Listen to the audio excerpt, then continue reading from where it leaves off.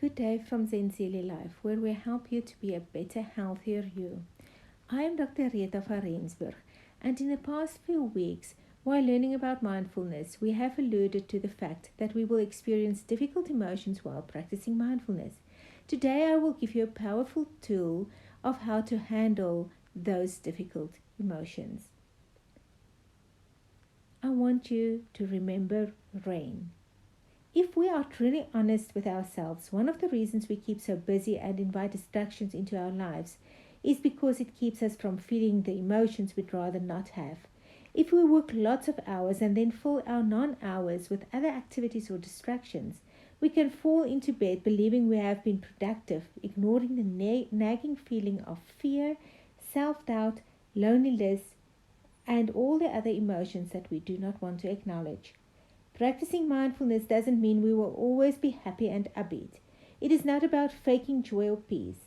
Mindfulness allows us to be with a wide range of experiences, including difficult internal states such as anger and fear.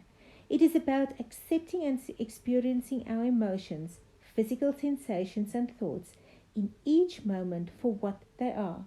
Mindfulness offers us a healthy way to be whatever we are experiencing, including negative emotions, without trying to push them away or control them.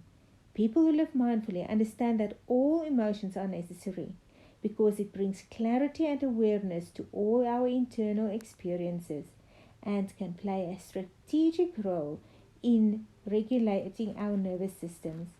By accepting all emotions, people who live mindfully can cope more easily with them and the challenges we all experience in our lives. Mindfulness brings emotional stability into our worlds, sometimes for the first time. In his book, Aware, Daniel Siegel explains this stabilization of attention as an even hovering of awareness that allows us to observe the different states of minds, including stress reactions. He also believes that mindfulness lets the prefrontal cortex of the brain to be flexible and adaptive, thus producing greater calmness. This combination of observation and calmness can go a long way in helping you avoid getting caught up in your mental content and mindless reactions. Practicing mindfulness doesn't mean your life will suddenly be all rainbows and unicorns. Life happens to all of us. However, mindfulness does give us a more effective set of tools for dealing with daily life. When you experience difficult emotions such as anger, fear, or frustration, it is time to remember RAIN. The R stands for recognize what is going on. A is for accepting as it is and allow your emotions. I stands for investigating the physical sensations, thoughts, and feelings. And finally, the N is for non-identification with those sensations, thoughts, and feelings. Let's start with the R. R stands for recognize what is going on. It is amazing how unaware we are of our own emotions. And when we begin to practice mindfulness, we become intimately acquainted with them, the good, the bad, and the ugly. Recognizing them may seem like a duh thing to recommend, but we are frequently out of touch with exactly what we are feeling. Practicing mindfulness helps us to experience our emotions without any overwhelm or resistance. A is for accepting and allowing those emotions. It is human nature to cling to feeling good and resisting what we consider to be negative or painful.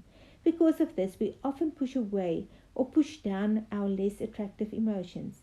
But in mindful living, we practice being with our thoughts and feelings exactly as they are. That develops self-knowledge, which leads to more enlightened and connected living. The I is for investigating the physical sensations, thoughts, and feelings. In other words, be with the sensations, feel them fully. The investigation doesn't mean analyzing the sensations, thoughts, and feelings. The aim here is not to figure out why we feel this way, but only to experience it fully. And finally, the N. It's for non-identification. When we experience strong emotions, we often identify with them. We create a story about them, maybe from past experiences from long ago. When we do this, we often may end up making those thoughts and emotions part of us. I'm overly sensitive. I've always been that way. My temper always gets the best of me. People always screw me over. Why do I always get the short end of the straw? These thoughts and beliefs are examples of how we turn emotion into a part of us. We identify with it. We make it part of our identity. Part of the aim and benefit of practicing being present is to recognize that our emotions are just that. They aren't us. We aren't them. Once we understand and feel this, we can sit down with our difficult emotions and watch them disappear. The RAIN process will give you distance from the strong emotions you are experiencing so that you can understand that you aren't your emotions and thoughts. You are simply experiencing them. We as human beings were made amazingly complex. Because of how the mind-body system was made, our ability to transform stress and respond with greater calmness has a profound knock-on effect on our physical health. The most beneficial medical care begins with self-care, which lets you have some control over your own well-being.